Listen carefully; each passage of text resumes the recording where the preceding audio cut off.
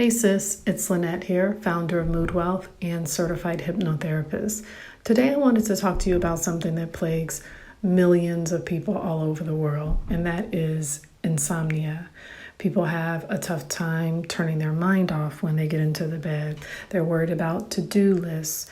They're worried about problems, whether it's work or life challenges, or they're just unable to relax their body enough to prepare their mind for sleep. Has that ever happened to you? If so, you are definitely not alone. Insomnia is something that has been on the rise ever since the pandemic because we have elevated our stress levels because of the pandemic. Our anxiety has increased. Some may be even dealing with high functioning depression, all that can contribute to this chronic insomnia that many are facing today. And there are some things that you can do in order to help create an environment that is conducive for sleep. The first thing you can do is get into the bed at the same time every night. Your body needs to get used to knowing when it's time to wind down. Our brains operate on like an internal clock, sort of like a computer programming system, and it will go wherever you direct it.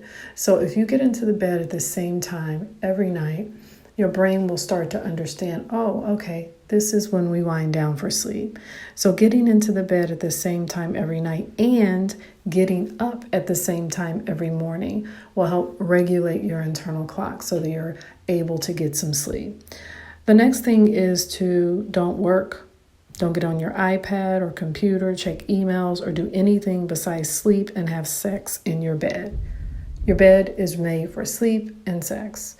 If you start to check emails from the bed, if you start to scroll on your iPad or your phone through Instagram in the bed, then your brain gets confused and it doesn't know what we're doing. Like, are we preparing for sleep or are we high because we saw something funny on Instagram or because a work email agitated us? So try to not do anything but sleep and have sex in your bed. That's what your bedroom is made for. The other is make sure that your room is cool, clean, and dark. Light from the television or the bathroom makes it difficult to send the appropriate sleep signals to your brain. Now, what you can do if you need a little bit of light or sound is we have white noise actually on our app, and you can catch us on YouTube. So it is a black screen with like rain playing, in the background. So if you need some type of sound and just a hint of light, you can use something like that. But otherwise, it's better not to have any lights on from the bathroom or the television because, again, it makes it difficult to sleep. The other thing is if you are finding yourself consumed with worry or to-do lists right before bed, try and get it out of your head and not take it to bed.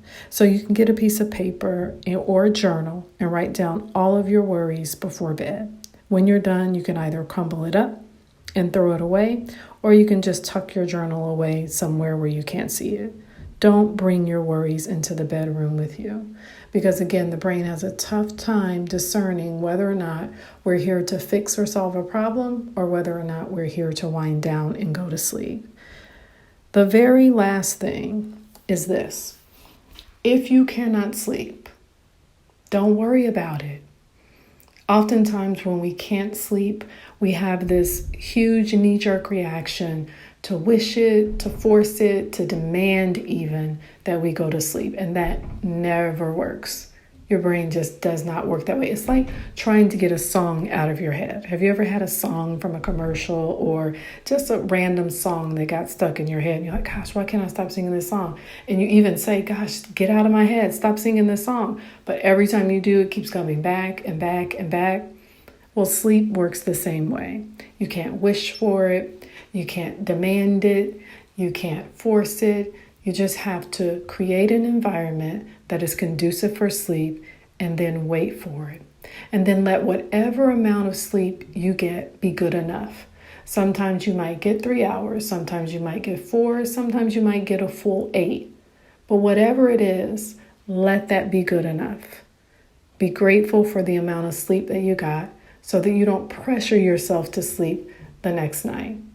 And if none of these tactics work, I would suggest that you call your doctor to see if insomnia is a result of a bigger issue. I hope this was helpful. And as always, I'm wishing you lots of love, joy, ease, and rest as you continue on your journey. Peace.